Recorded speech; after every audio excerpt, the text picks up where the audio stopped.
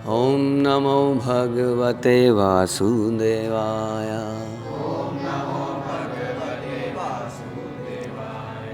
ॐ नमो भगवते वासुदेवाय।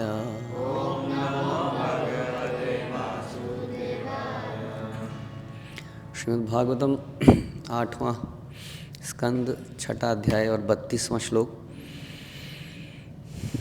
ततो देवासुरा कृत्वा संवेदं कृतसौहृदा उद्यमं परमं चक्रुः अमृतार्थे परं तप। ततो देवासुरा कृत्वा संवेदं कृतसौहृदा उद्यमं परमं चक्रुः अमृतार्थे परं तप। ततो देवासुरा कृत्वा संविदं कृतसौहृदा उद्यमं परमं चक्रुः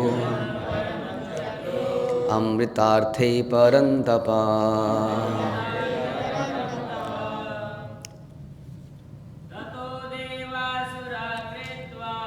ततो देवासुरा कृत्वा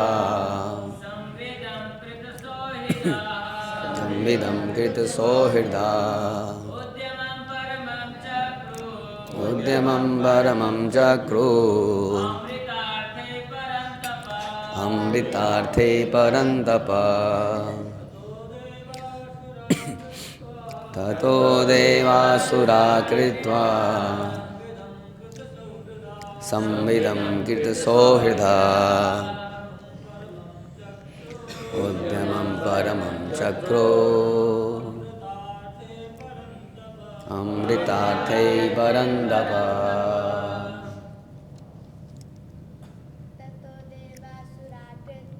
ततो देवासुरा कृत्वा संविदं कृतसौहृदा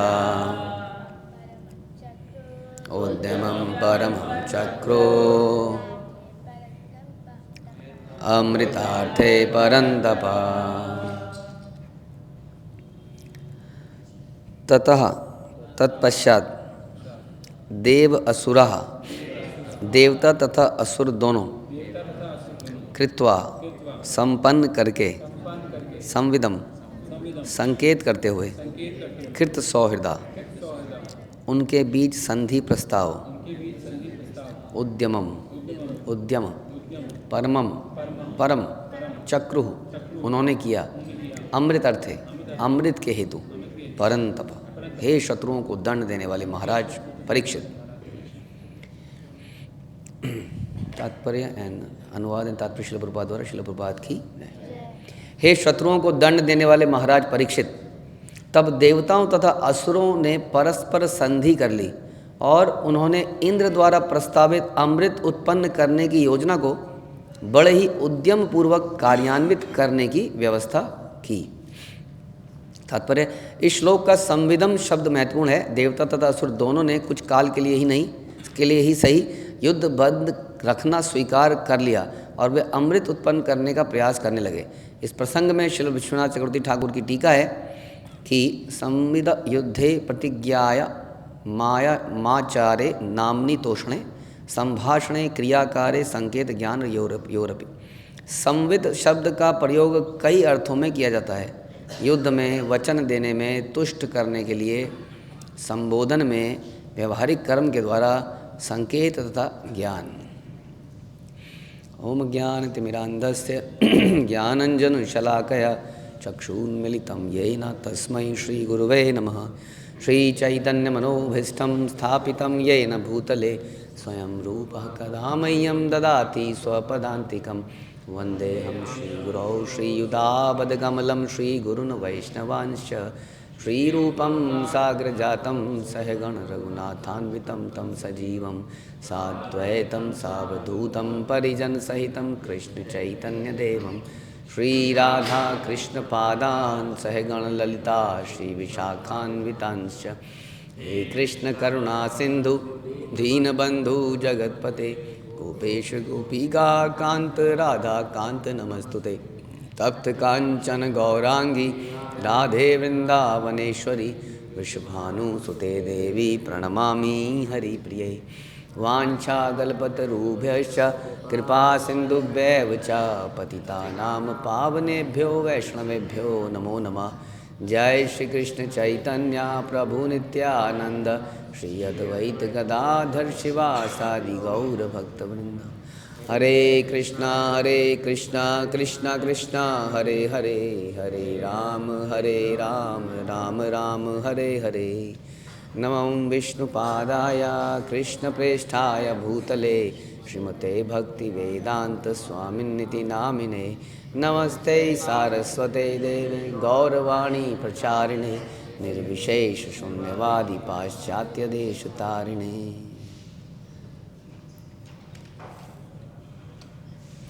हरे कृष्णा। तो ये अध्याय जैसा आप जानते हैं कि इसके पहले दुर्वासा ऋषि द्वारा श्राप मिलने के कारण, बिकॉज इंद्र ने कुछ नेग्लिजेंस करी दुर्वासा ऋषि के प्रति, तो उनको श्राप मिला। और श्राप मिलने से क्या हो गया, श्राप मिलने से गुरु का हमारे ऊपर से आशीर्वाद चला जाता है। हाँ, तो क्या होता है, हमारी सारी भक्ति बल भक्ति और शक्ति और विवेक बुद्धि सब नष्ट हो जाता है। तो जिसका हमें गुमान होता है, कई बार हो जाता है, हाँ, वो हमारी शक्ति तब तक है।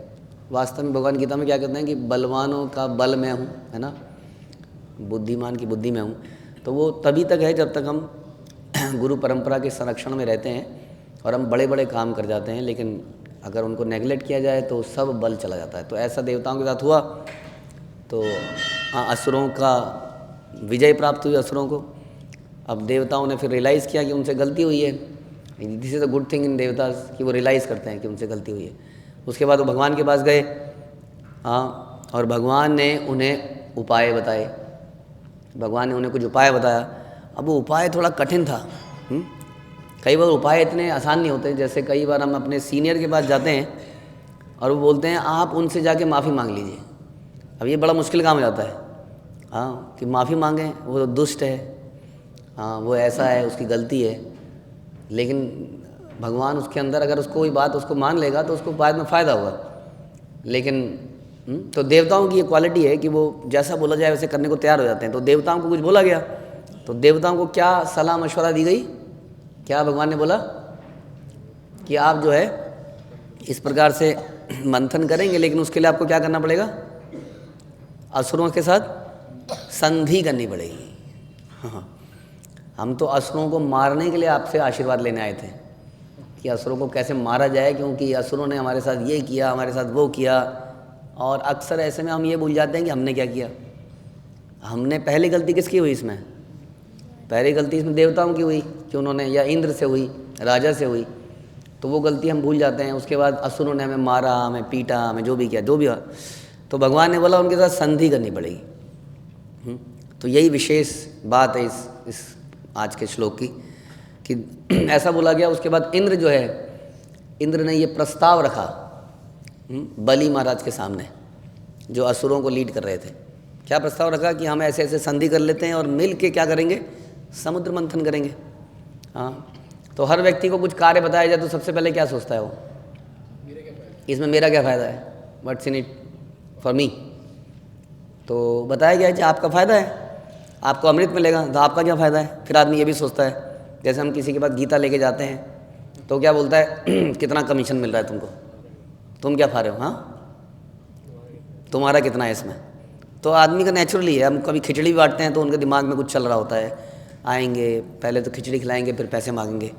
हाँ, ये प्रवचन कर रहे हैं, हाँ, इस्कॉन एक विदेशी संस्था है बहुत सारे डाउट्स दिमाग में आते हैं, क्योंकि हमारा मेंटेलिटी वही है कि कोई भी आदमी अगर कुछ कर रहा है तो कुछ उसमें उसका अपना फ़ायदा ज़रूर होगा, हाँ, भौतिक फ़ायदा, जिसकी वजह से वो कार्य कर रहा है। तो ये नहीं सोच पाते निष्काम कर्म और कैसे किया जाता है, उसके बारे में कभी कोई ट्रेनिंग नहीं हुई है बचपन से। हमेशा यही सोचा है कि खाओ पियो मज़े करो, कमाओ, पढ़ाई लिखाई करो और पैसा कमाओ और एंजॉय करो।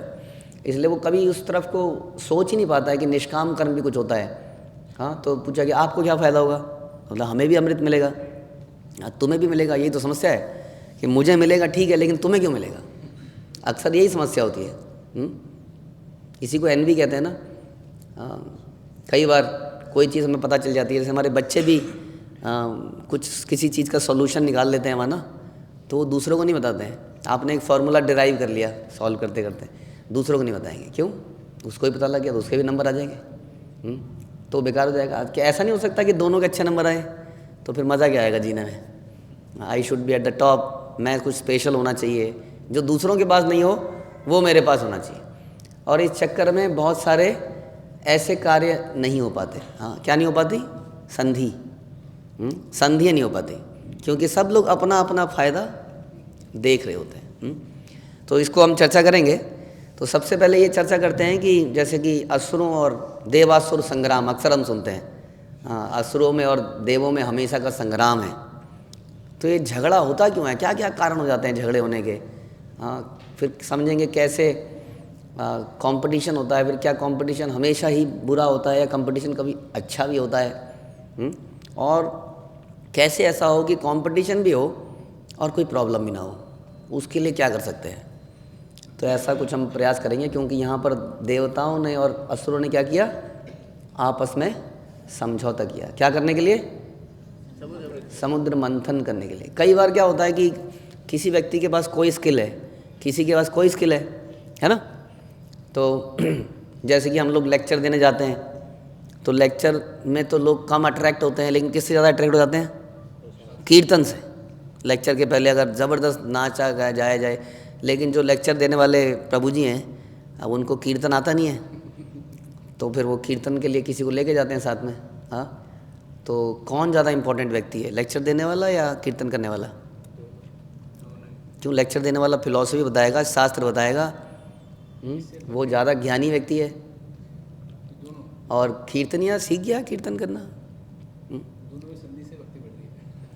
तो ऐसे में देखा जाए तो लेक्चर सुनने आता कौन है? हाँ, कीर्तन सुनने तो लोग फिर भी आएंगे, और कीर्तन के लिए बैठे होंगे तो लेक्चर भी सुन लेंगे। हाँ, कुछ लोग होते हैं जो सुनने आते हैं, इंटेलेक्चुअल्स। सो दोनों की अगर संधि हो जाए तो, हाँ, दोनों की अगर संधि हो जाए तो दोनों ये ना कहें कि मैं इंपॉर्टेंट हूँ और वो कहे कि मैं इंपॉर्टेंट हूँ, है ना। जैसे शिला प्रभुपाद बताते थे ना कि हमारा जो मल त्यागने की जगह है, हाँ, वो बोले कि हम स्ट्राइक पे जा रहे हैं जी। क्यों? क्योंकि हम सब लोग हम कहते हैं ये तुच्छ है, गंदा है, मुंह अच्छा है, हाथ अच्छे हैं, लेकिन ये बुरा है। तो प्रभुपाद बोलते हैं अगर वो स्ट्राइक पे चला जाए तो क्या होगा? सब बंद हो जाएगा। तो इसलिए हर अंग बड़ा इंपॉर्टेंट है। चाहे वैसे प्रभुपाद कहते थे कि वर्णाश्रम सिस्टम में शूद्र भी है, वो शूद्र भी इंपॉर्टेंट है। अगर ये स्वीपर क्लास है, माना ये अगर सड़कों में या कहीं पर सफाई करना बंद कर दें, कितनी अनहाइजीनिक स्थिति हो जाए कैसी, तो everybody is important, everybody has a role, सबका एक रोल है, उसका वो अदा करना है वर्णाश्रम सिस्टम में। इसलिए एक दूसरे की स्किल को, योग्यताओं को जो कि भगवान ने दी हैं, समझते हुए पहचानते हुए हमें क्या करना चाहिए? हमें संधि कर लेनी चाहिए। लेकिन ऐसा हम करते नहीं हैं। तो सबसे पहले चलते हैं कि हमारी फाइट का सोर्स क्या होता है अक्सर। तो जनरली जब कोई हमें हमारे साथ बुरा कर दिया उसने बुरा, गाली दे दी, थप्पड़ मार दिया, कुछ बुरा कर दिया, हाँ, अब बुरा कर दिया तो हम उसको कुछ तो रिटेलिएट करेंगे ही, है ना। आदमी का उसको फाइट हो जाती है उसमें। तो पहले किसने, अक्सर आप देखेंगे जब झगड़ा होता है तो क्या होता है, क्या बोलते हैं हम, झगड़ते रोते रहते हैं, क्या बोलते हैं मुँह से? पहले उसने किया था, पहले उसने बोला था, ऐसा होता है। तो यही है क्वेश्चन। चलो, जिसने भी पहले किया, मतलब किसी ने कुछ कर दिया, हाँ, मार दिया, बोल दिया, तो हम बड़ा ऑफेंडेड फील करते हैं और फिर हमारी फ़ाइट हो जाती है। फ़ाइट चाहे कैसे भी हो, चाहे वर्बल हो, चाहे हाथों से हो, चाहे मेंटल हो, कुछ भी करके एक फ़ाइट हो जाती है। इसके अलावा भी कभी कुछ फ़ाइट होती है। अब किसी ने बुरा कर दिया तो फ़ाइट होना, आप कहोगे हो ही गई, तो बुरा कर दिया तो हो ही जाएगी फ़ाइट। हालांकि भक्त को क्या सोचना चाहिए? अगर भक्त की बात करें तो भक्त ये सोचता है कि उसके जीवन में जो हो रहा है उसमें भगवान की स्वीकृति है पहले तो, और भगवान ने स्वीकृति क्यों करी? भगवान, इसका मतलब पीछे का हिसाब किताब देख के भगवान ने कहा हाँ, इतना दिया जा सकता है। जैसे कि कई बार किसी अथॉरिटी के बाद आपने कुछ गलत किया, चालान आया चालान कटने को, उसने देखा कि चल आदमी तो अच्छा है लेकिन इतना चालान तो देना ही चाहिए मिनिमम। तो इसी प्रकार से भगवान ने कुछ बोला कि इतना तो होना ही चाहिए। तो भक्त लोग ऐसे सोचते हैं, क्या सोचते हैं कि मेरा ही प्लस माइनस है जिसको कि भगवान ने स्वीकृति दे के दिया है।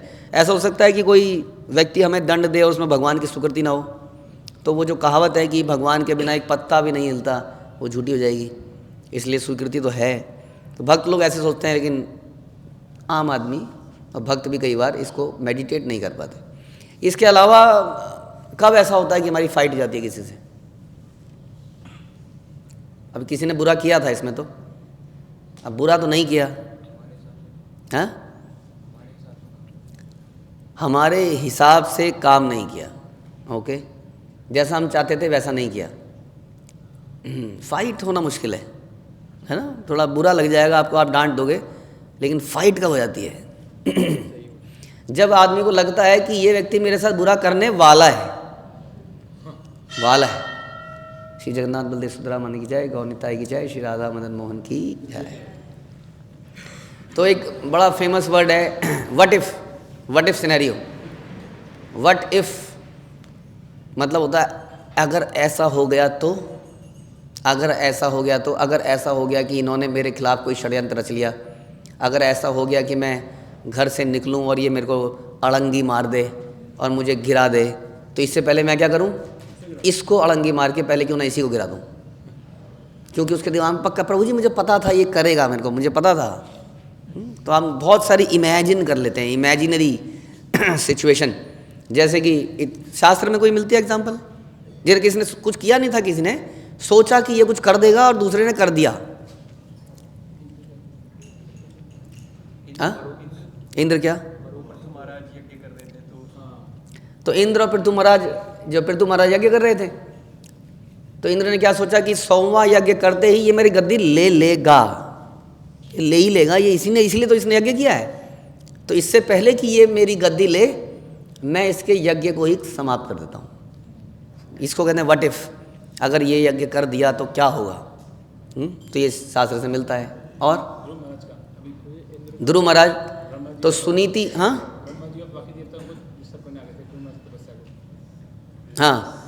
तो same for Dhruv Maharaj. But Dhruv Maharaj के केस में ये भी कहते हैं कि सुनीति ने सोचा कि पिताजी इसको ज़्यादा लाड दे देंगे तो क्या होगा, कल को राज्य इसको मिल जाएगा, इसलिए गोद में नहीं बैठने दिया उसने, कि कल को अगर इसको ज़्यादा प्यार मिल गया तो ऐसा हो जाएगा, मेरा नुकसान हो जाएगा। और 49 मरुद, हाँ, तो मरुद थे जो थे वो पेट में थे, कुछ बेटा पेट का बच्चा है वो। हाँ, मरुद, इवन प्रहलाद महाराज पेट में थे। देवताओं को टेंशन हो गई कि जब बाप इतना दुष्ट है तो बेटा कैसा होगा। हाँ, हिरण्यकशिपु का संतान जो है पेट में है, अब अगर इसको पेट में नहीं मार दिया तो क्या होगा, तो ये पैदा होगा और अपने बाप से भी बड़ा बनेगा और हम सबको मारेगा। इससे पहले क्या करो, इसको पहले मार दो। वो भी एग्जाम्पल आया। और क्या बोला था आपने, मरुद के केस में भी हुआ। तो इंद्र ने कहा इनको मारो, तो इंद्र ने उसको वज्र मारा तो 7 टुकड़े हो गए गर्भ के अंदर। और वो रो रहे हैं। हाँ, तो वो हल्ला मच रहा है वहाँ पर, तो कहना रो मत उन्हें और मारे। 7 पे वज्र मारा 7, तो क्या हो गया 49 बन गए वो। हाँ, और बाद में निकल के क्या आया, मरुद क्या बने बाद में, इंद्र के फ्रेंड बन गए। और उन्हीं के लिए उसने इतना सोचा कि ये पैदा हो जाएंगे तो ये कर देंगे और वो कर देंगे, हमारा नाश कर देंगे। समझ में आया? तो हम बहुत सारी सिचुएशन, इवन जैसे कि कैकेयी का हम सुनते हैं। अब कैकेयी को मंथरा ने कई तरीके से भड़काया, लेकिन कैकेयी भड़की नहीं, क्योंकि बड़ी प्रेम करती थी राम से। तो नहीं तुम्हारा दिमाग खराब हो गया, नहीं ऐसा कुछ नहीं है, नहीं ऐसा कुछ नहीं है। हाँ, फिर धीरे धीरे उसने बोला कि जब राम राजा बन जाएगा तो कौशल्या क्या बन जाएगी, मुख्य पत्नी मानी जाएगी, और तुम क्या मानी जाओगी, तुम दासी मानी जाओगी। और वो अपना भी सोच रही थी तब मेरा क्या होगा, दासी की दासी को कौन पूछेगा। तो इतना इमेजिन कर लेता है आदमी, ऐसा हो गया तो ऐसा हो जाएगा, तो ऐसा हो जाएगा, तो इसलिए तुम्हें इसको अभी राम को यहाँ से निकाल देना चाहिए। अब कुछ किया थोड़ी था राम ने। आदमी कितने, अब आप लोग अपनी, हम लोग अपनी ज़िंदगी में कई बार ऐसे स्टेप ले लेते हैं ना, किसी को सोच लेते हैं कि ये हमारा दुश्मन है और न जाने क्या कर देगा। घर में भी ऐसा हो जाता है, घर में ऐसा होता है कई बार। कब होता है, कोई एग्जाम्पल है आप लोगों के पास? अब बताना नहीं चाहोगे आप लोग। हो जाता है ना घर में, भाई जैसे बड़े जाते हैं, उसको टेंशन हो जाती है कि ये बंटवारा होगा। और आजकल बहनों को लेके बहुत टेंशन है, क्योंकि बहन का भी बराबर का हिस्सा है। तो इससे पहले कि बहन मांगे, वो भाई लोग आपस में लगा के कुछ पिताजी के साथ करा के सेट कर लेते हैं पहले ही।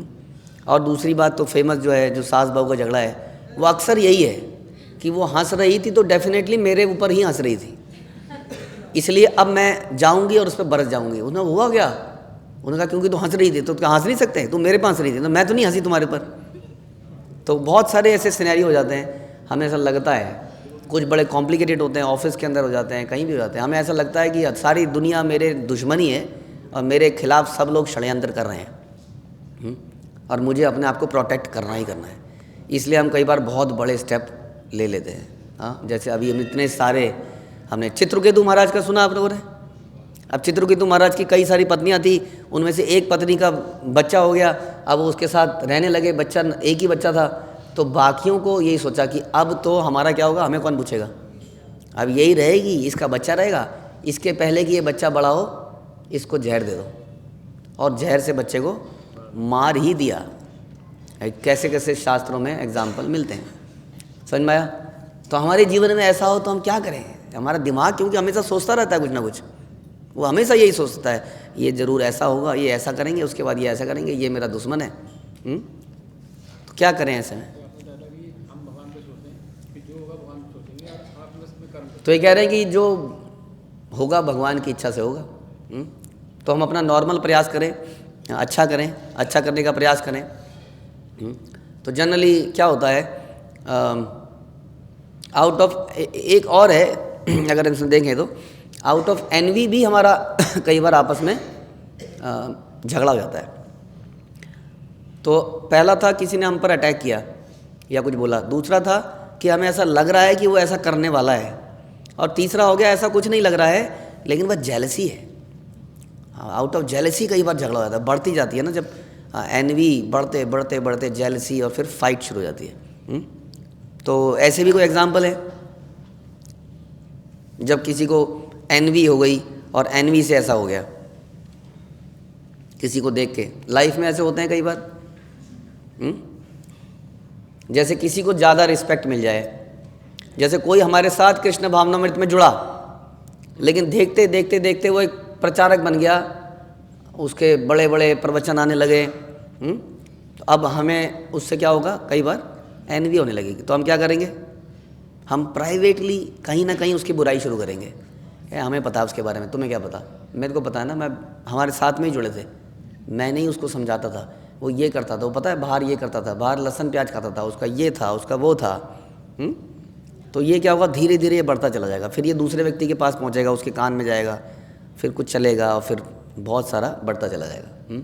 तो किसी को ज़्यादा रिस्पेक्ट मिल जाती है, अगर किसी को ज़्यादा प्रेम मिल जाए, किसी को कोई गुरु का बड़ा प्रिय बन जाए, तो दूसरे व्यक्ति को उससे बड़ी एनवी होने लगती है, और वो उसके लिए कुछ स्टेप लेता है, फिर कैसे उसको दूर किया जाए गुरु से।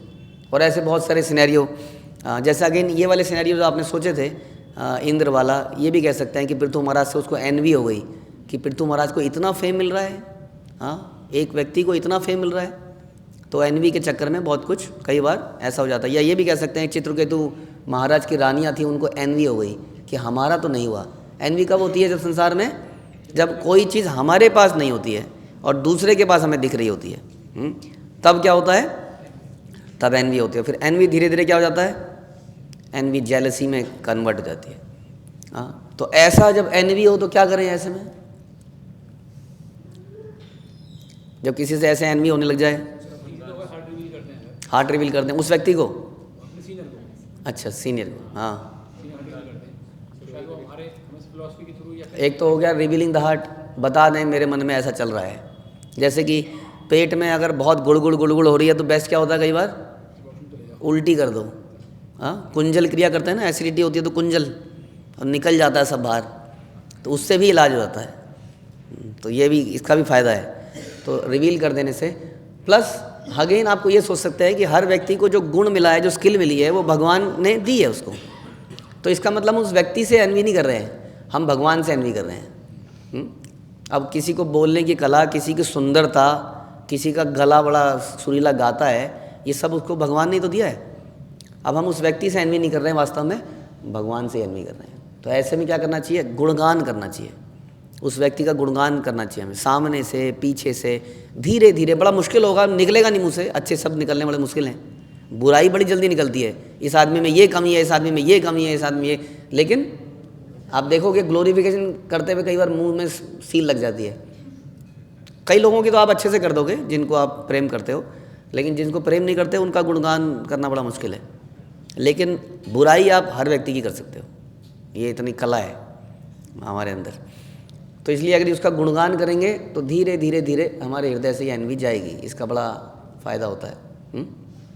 तो इन सारी सिचुएशन में जो हमने डिस्कस करी, एक चीज़ हो जाती है, वो है कंपटीशन। आपस में कंपटीशन शुरू हो जाता है। इसको कई बार हम कंपटीशन बुरी स्थिति ले लेता है, जिसको हम कोल्ड वार भी कहते हैं। कोल्ड वार जानते हैं ना आप? जैसे कई कंट्रीज़ में हम सुनते हैं ना, इंडिया पाकिस्तान में जन्मों से कोल्ड वार चली आ रही है। ओपनली कुछ नहीं हो रहा है, क्योंकि ओपनली क्या करेंगे, इलीगल है ना, इलीगल कंपटीशन। तो कोल्ड वार है, हिडन कंपटीशन है वो। हाँ, आदमी कॉम्पीट कर रहा है, इसको तो इससे मतलब इसको नीचा दिखा के किसी तरह से ऊपर आना है। तो कंपटीशन वर्ड जनरली नेगेटिव में लिया जाता है, क्योंकि वो नेगेटिविटी क्रिएट करता है। आदमी क्या सोचता है कि जैसे कि माना कोई रेस लग रही है, तो रेस में आदमी, जैसे हमने देखा बच्चों के अंदर भी, जैसे बच्चे रेस में भागते हैं तो बच्चे मन के सच्चे, लेकिन आप देखोगे फिर भी भागते भागते वो किसी का कॉलर पकड़ेंगे, किसी की शर्ट पकड़ेंगे। बच्चे भी अगर उन्हें रेस में भगा दो आप, हाँ, तो कोशिश करते हैं कि दूसरा व्यक्ति ना जीते। रेस में जीतने का तरीका क्या है? सबको गिरा दो, उसके बाद आप जीत गए। तो जनरली आदमी यही तरीका अपनाता है लाइफ में, कि कैसे उसको हरा दें, उसको हरा दें, मतलब वो हार जाए, वो नॉकआउट हो जाए, या वो कंपटीशन में आ ही ना पाए, उसके बाद हम लोग अनअपोज्ड जीत जाए। तो हर व्यक्ति की ये कोशिश रहती है कि कैसे वो अनअपोज्ड जीत जाए। तो फिर अब क्वेश्चन ये है कि कंपटीशन क्या हमेशा बुरा है या अच्छा भी हो सकता है? कंपटीशन अच्छा भी हो सकता है। कैसे? तो एक जनरल एग्जांपल जो हमेशा लेते हैं, there is always a competition between gopis group, Chandravali and Radha Rani. तो उस कंपटीशन का पर्पस क्या है? उस कंपटीशन से क्या फ़ायदा होता है हमें?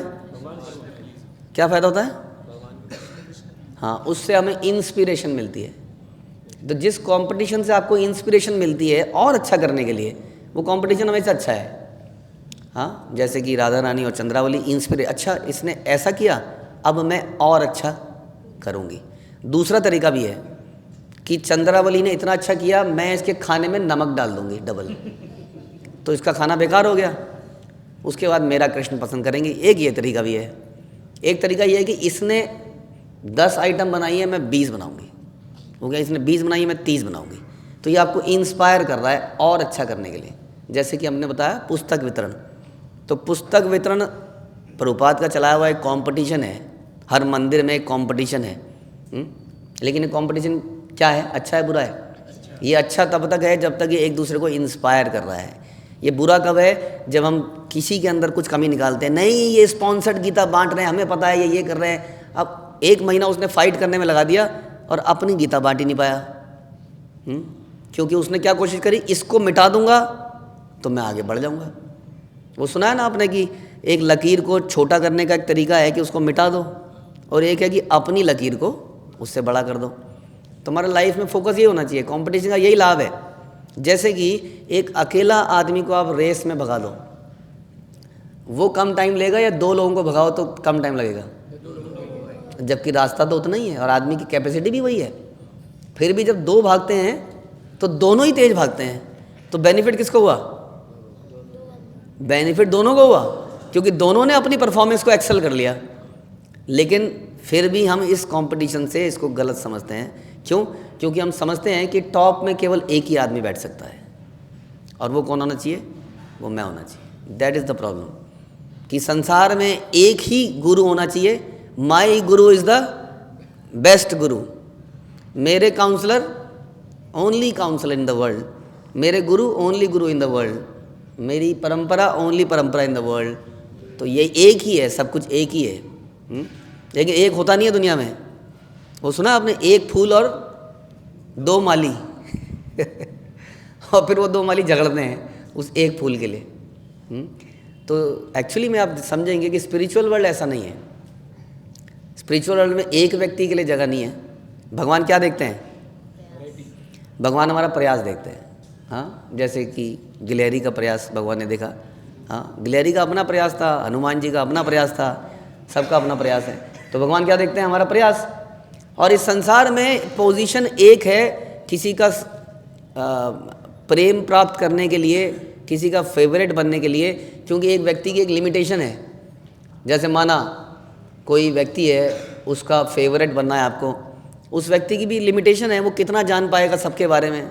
हाँ, पूरे संसार में माना किसी के शिष्य हैं, अब वो कैसे पता कर पाएगा कि मेरे शिष्य क्या कर रहा है, वो उस कोने में है। कई बार ऐसा लगता है हमको। तो इसलिए हम इम्प्रेस करने के चक्कर में कंपटीशन करते हैं, नेगेटिव कंपटीशन करते हैं, और उससे ये सारी कहानी होती है जो हमने डिस्कस करी। फिर उसके बाद एनवी, जेलसी और फाइट शुरू हो जाती है। लेकिन भगवान के स्पिरिचुअल वर्ल्ड में आप जानते हैं कि भगवान सबके हृदय में है। वो सबको पता चल रहा है कि सबके अंदर क्या है क्या नहीं है, ही नोज़। और दूसरी फ़ायदा क्या है कि भगवान सबको अनलिमिटेड प्रेम दे सकते हैं। इस संसार में हम किसी को सबको प्रेम नहीं दे सकते, है ना? दे सकते हैं सबको प्रेम। जैसे कई बार प्रभुपाद बोलते थे कि कृष्ण कैन मैरी 16,000 वाइफ्स। आप कर सकते हो? प्रभुपाद ने कहा हाँ, आप भी कर सकते हैं, यदि आप उनके लिए 16,108 महल बना दें और सबके पास समय दे पाएँ। अभी तो सबके एक एक है, माना उसको ही उधर समय नहीं देते हैं, समय नहीं देते हो। तो अगर आप ऐसा कर सकते हो तो आप भी मैरी कर सकते हो 16,000 से। सो भगवान एक्सटेंड कर सकते हैं कितना? अनलिमिटेडली। इसलिए वहाँ पर ऐसा नहीं है कि टॉप की पोजीशन पे एक ही आदमी रहेगा। वहाँ पे multiple people can be there, all can be there. हाँ, और इससे क्या फ़ायदा है? अगर हम कॉम्पीट करेंगे तो हम एक दूसरे की परफॉर्मेंस को इम्प्रूव करेंगे, इंस्पायर करेंगे एक दूसरे से। हाँ, सो नेवर थिंक कि I should be alone in the top. तारीफ हो रही है तो मेरी ही होनी चाहिए, और किसी की तारीफ हो कैसे सकती है? अगर किसी और की तारीफ होगी तो उसका नेगेटिव प्रचार किया जाए। हाँ, तो इस नेगेटिविटी से क्या होता है कि हम बड़े एनवी फील करते हैं, इस व्यक्ति को ये इतना नाम क्यों हो रहा है, इस व्यक्ति को इतना प्रेम क्यों प्राप्त हो रहा है। हाँ, जैसे प्रभुपाद ने जब प्रचार शुरू किया तो काफ़ी नेगेटिविटी हुई। हाँ, चारों तरफ इतने फॉलोअर्स क्यों बन रहे हैं, इतने शिष्य क्यों बन रहे हैं, तो लोगों ने नेगेटिव निकालना शुरू किया। देखो, इंडिया छोड़ के, भारत छोड़ के विदेश में चले गए, ये कोई उम्र है जाने की, या जो भी किसी ने नेगेटिव बोला, किसी ने सपोर्ट नहीं किया। जबकि क्या हो रहा था? हमारी ही परंपरा का प्रचार हो रहा था, हरे कृष्ण महामंत्र का प्रचार। फिर हमारी ही परंपरा में आपस में हाँ एनवी पैदा हो गई। जबकि देखा जाए अभी हमारे कितने लोग इस्कॉन के आप विरोध में आ जाते हैं। देखा जाए तो सनातन धर्म का प्रचार इस्कॉन कितने बड़े स्केल पे कर रहा है, बाकी लोग भी कर रहे हैं कि नहीं? लेकिन अगर वो आपस में ही लड़ मरेंगे तो सबका नुकसान नहीं है इसमें, बताइए। इसलिए हम प्रचार कर सकते हैं, हाँ हम प्रचार कर सकते हैं, लेकिन नॉट इन दिस फैशन कि हम दूसरे को नीचा करें। उससे बेहतर क्या है कि अपने आप को ऊंचा करें। जितनी एनर्जी आपको दूसरे को नीचा दिखाने में लगाएगी, उससे आप कहीं ऊपर उठ जाते। कंपटीशन जीतते या नहीं जीतते, लेकिन भगवान के सामने आपकी परफॉर्मेंस अच्छी हो जाती। पुस्तक वितरण में आप नंबर 1 आए ना आए, लेकिन आपकी पुस्तकें तो अधिक वितरण हो जाएंगी। हाँ, इसलिए हमें इम्प्रेस करने का प्रयास नहीं करना है, हमें संतुष्ट करने का प्रयास करना चाहिए। तो इसलिए हम यहाँ समझ रहे थे कि किस प्रकार से ये कंपटीशन है, कई बार नेगेटिव भी हो सकता है, ये कंपटीशन कई बार पॉजिटिव भी हो सकता है। हाँ, ये डिपेंड करता है कि हम कैसे, किस भावना से इसको कर रहे हैं। अगर दूसरे को नीचा दिखाने के लिए कर रहे हैं, हाँ, तो इसलिए हम कई बार बोलते हैं कि कंपटीशन ब्रेक रिकॉर्ड्स। जब कंपटीशन होता है तो क्या होता है? रिकॉर्ड टूटते हैं। क्योंकि पहले हम 10 सेकंड में भाग लेते थे 100 मीटर, फिर 9 सेकंड में भागने लगे, फिर 8 सेकंड में भागने लगे। ये कंपटीशन की वजह से रिकॉर्ड टूट रहे हैं, लेकिन साथ में क्या टूटता है? रिलेशनशिप भी टूट जाते हैं। क्योंकि टॉप में तो फिर अकेला ही है ना, इस संसार के टॉप में वो अकेला ही रह जाता है। इसलिए जब भी हम कॉम्पीट करें, बाकियों को भी सपोर्ट करें। क्यों बाकियों को सपोर्ट करेंगे? अगर बाकी को सपोर्ट करेंगे तो उसके भी ज़्यादा नंबर आ जाएंगे, तो फिर इससे मेरा क्या फ़ायदा होगा? चलो हर चीज़ में यही सोचते हैं कि मेरा क्या फ़ायदा, इससे मेरा क्या फ़ायदा? हाँ, रिलेशनशिप बनेगा, एक फ़ायदा हो गया। और अब उसके मेरे जैसे 100 में से 99 आते थे, उसके भी 99 आ गए, तो अब मैं क्या प्रयास करूँगा? 100 में से 100 लाने का। तो मेरी परफॉर्मेंस भी तो अच्छी हो रही है इसमें, तो दूसरों को सपोर्ट करके मुझे ही फ़ायदा हो रहा है। हम पुस्तक वितरण करते थे, माना 10,000, हाँ, हमने दूसरों को सपोर्ट किया, हमने अपना टॉप पुस्तक वाला जो बेचने वाला व्यक्ति है डिस्ट्रीब्यूट का, उसको दूसरे मंदिर में भेज दिया कि आप जाके वहाँ पे ज़रा शेयर कीजिए आपके। अरे इससे तो उसके भी बढ़ जाएंगे। तो इससे जब उसके बढ़ेंगे तो आपको और अधिक सोचना पड़ेगा कि हम और अधिक कैसे बढ़ाएं। उससे क्या होगा? इन सब से अल्टीमेटली भगवान और गुरु प्रसन्न होंगे, उसके लिए भी बढ़िया और आपके लिए बढ़िया। सो इम्पॉर्टेंट थिंग इज़ कि हम विन विन सिचुएशन को समझने का प्रयास करें। समझते हैं आप? विन विन, आपकी भी जीत और मेरी भी जीत। लेकिन हमारा अक्सर थॉट क्या होता है? Win and lose. मेरी जीत होनी चाहिए, चलो मेरी जीत हो ना हो, आपकी हार जरूर होनी चाहिए, आपकी हार में मेरी जीत है। हमारा थॉट प्रोसेस जनरली ऐसा हो जाता है, भक्तों का भी हो जाता है, बिकॉज ऑफ कई बार हम इतना सोच नहीं पाते। इसलिए हमेशा ये सिचुएशन बेस्ट है जो इस श्लोक में बताई जा रही है, विच इज़ क्या? Win win situation. कुछ ऐसा किया जाए कि आपका भी फायदा हो और मेरा भी फायदा हो। लेकिन कंपटीशन नहीं छोड़ेंगे, कंपटीशन फिर भी नहीं छोड़ेंगे, कंपटीशन फिर भी करेंगे। आपका फ़ायदा होगा तो मैं और अधिक प्रयास करूँगा, और अगर आप जीत गए तो क्या करूँगा? तो आपको अप्रिशिएट करूँगा। मुश्किल काम है मेरे लिए भी, लेकिन करेंगे, प्रयास करेंगे। हाँ, जीते हुए व्यक्ति को अप्रिशिएट करेंगे। किसी व्यक्ति का नाम आ गया तो क्या करेंगे? ताली बजाएंगे। किसी का नाम आ गया तो हाँ आपकी बार आ गया, मैंने ही तो करा, आदि दी तो मैंने बताई थी इसको, उस डोनर का क्लू मैंने ही तो दिया था इसको, हाँ चला गया खुद जाके। कई बार ऐसा हो जाता है ना भक्तों के बीच में भी, परिवार में भी ऐसा हो जाता है कि कोई रिलेटिव है, उस रिलेटिव का नाम किसी ने लिया, दूसरे ने चुपचाप उससे बात करके गीता डिस्ट्रीब्यूट करा दी। अब पहले वाला क्रोधित हो गया, अरे बताया तो मैंने था। हाँ, तो ऐसा कई बार बहुत ऐसी चीज़ें हो जाती हैं। तो वी शुड ऑलवेज रिमेंबर कि कोई भी जीतेगा उसमें वास्तव में, और भगवान ने तो इसको भी देख लिया ना कि आपने क्लू दिया, तो भगवान को पता है कि क्लू किसने दिया था? इस व्यक्ति ने दिया था। हाँ, इंटरनली उनको पता है, रिकॉर्ड्स में नाम नहीं आ रहा उसका, लेकिन पीछे से किसने क्लू दिया था भगवान जानते हैं। इसलिए हेल्दी कंपटीशन से हमेशा लाभ होता है, जैसे स्पिरिचुअल वर्ल्ड में होता है।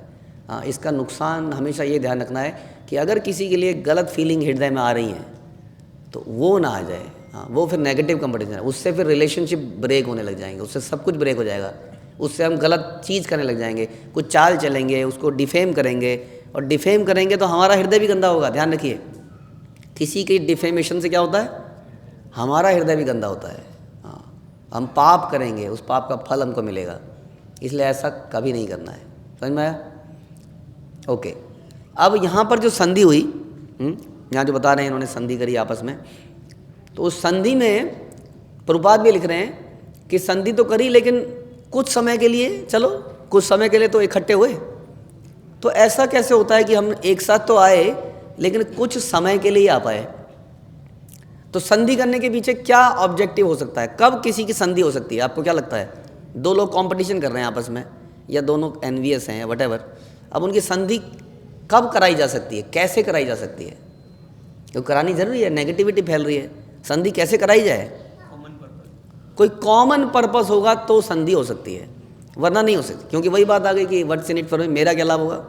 जब तक आप वो कॉमन पर्पस कोई जनरेट नहीं कर पाओगे तब तक संधि नहीं हो सकती। यहाँ पर कॉमन पर्पस क्या था? यहाँ था अमृत मिलेगा, दोनों को मिलेगा।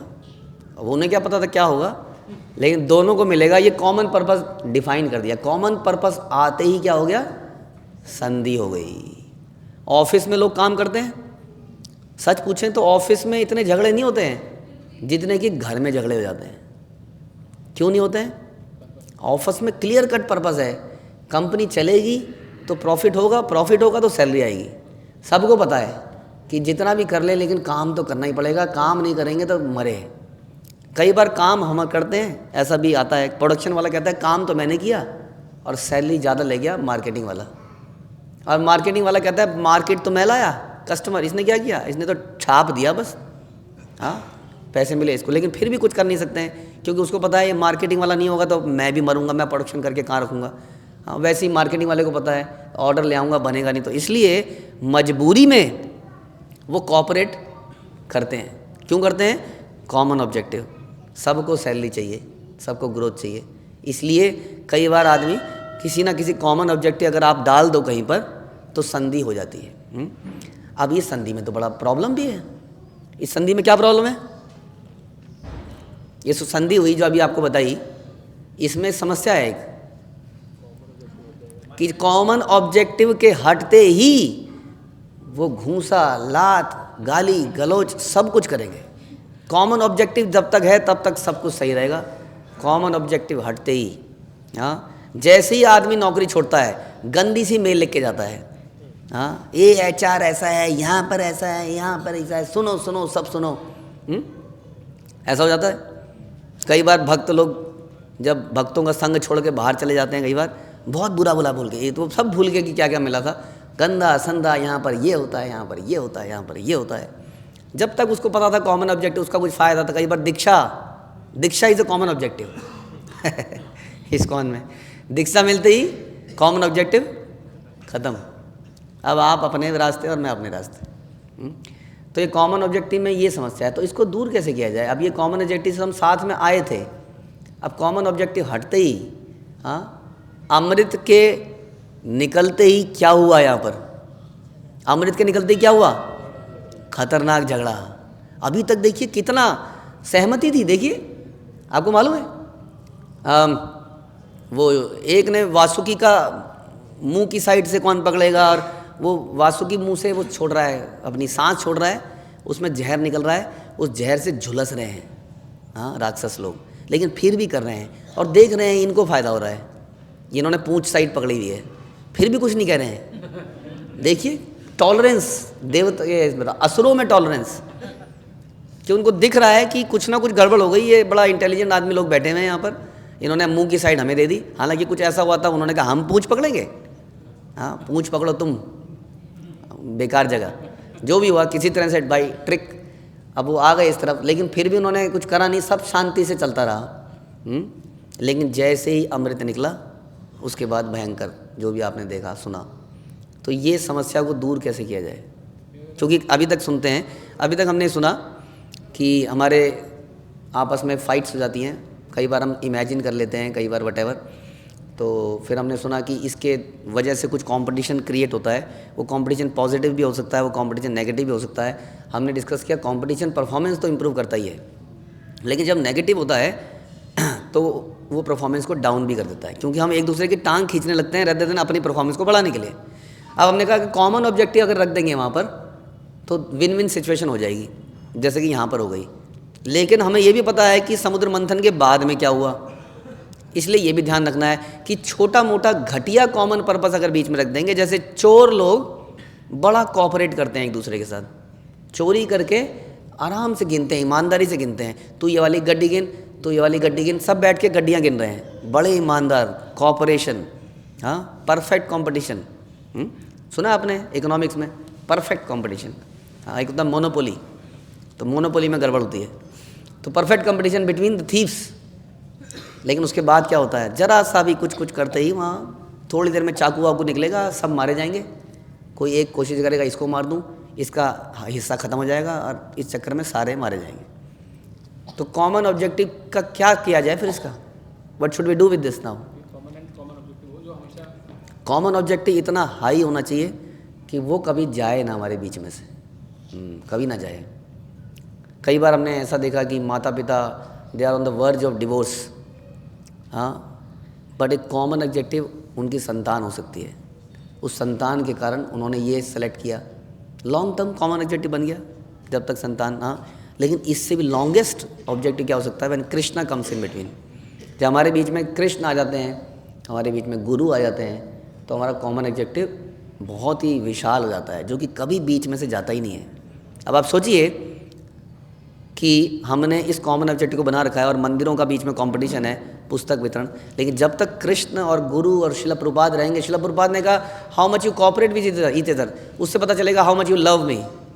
तो बार बार ये सेंटेंस हमारे दिमाग में आएगा, and we have Shila Prabhupad, guru parampara and Krishna as our common objective. तो कैसे लड़ेंगे फिर? बार बार सोचें, नहीं छोड़ देते हैं। तो we will be able to do like Prithu Maharaj. Prithu Maharaj ने कंपटीशन को छोड़ दिया, बार बार हो रहा था ना, इंद्र बार बार घोड़ा चुरा के जा रहे थे, हाँ, और पृथु महाराज ने कहा इसकी तो, और भागे, उनका बेटा भागा, और इंद्र ने सन्यासी का वेश लिया, गायब हो गया, इधर से इन्होंने अटैक किया, इंद्र भाग लिया, उन्होंने कहा भाग लिया तूने मेरे पर अटैक किया, छोड़ूंगा नहीं, फिर से आया, फिर से चुराने लग गया, मतलब ये चल रहा था। लेकिन जब पृथु महाराज को रियलाइज़ हुआ कि हमारा लाइफ का पर्पस कुछ और है, कॉमन ऑब्जेक्टिव क्या है, कृष्ण है, जैसे ही उसको याद दिलाया गया उसने कहा छोड़ देता हूँ, मैं लड़ता ही नहीं, क्योंकि मेरा पर्पस तो कुछ और है, भगवान को प्रसन्न करना है। वैसे ध्रुव और कुबेर के जो अनुचर थे यक्ष, बड़ी एनिमिटी हो गई थी, ज़बरदस्त युद्ध चल रहा था। लेकिन जैसे ही ध्रुव को समझाया गया कि ध्रुव तुमने भगवान को प्राप्त किया था बचपन में, कि क्या कर रहे हो तुम, भूल गए लाइफ का पर्पस क्या है, वैसे ही ध्रुव ने झगड़ा छोड़ दिया तुरंत। समझ में आया? तो हमारा कंपटीशन आपस में कई बार नेगेटिविटी की तरफ जा सकता है, क्योंकि हम लोग एक बड़ी ऐसी मूवमेंट में हैं जो बड़ी तेज़ी से ग्रो कर रही है, और ग्रोथ जहाँ होती है वहाँ कंपटीशन होता है, तो बीच में कुछ ना कुछ गड़बड़ हो जाती है। लेकिन अगर वो कॉमन ऑब्जेक्टिव हम सब लोग ध्यान रखें, which is serving Shila Prabhupada, serving Krishna, तो हम इन आपस के छोटे मोटे मतभेदों को दूर कर पाएंगे। हाँ, और इस प्रकार से जब उस कॉमन ऑब्जेक्टिव के लिए हम कॉम्पीट करेंगे एक दूसरे के साथ, तो क्या होगा, आपकी परफॉर्मेंस भी इम्प्रूव करेगी और मेरी परफॉर्मेंस भी इम्प्रूव होगी, अल्टीमेटली कृष्ण को अधिक प्रसन्नता होगी। हरे कृष्ण। श्रील प्रभुपाद की जय, ग्रंथराज श्रीमद् भागवतम की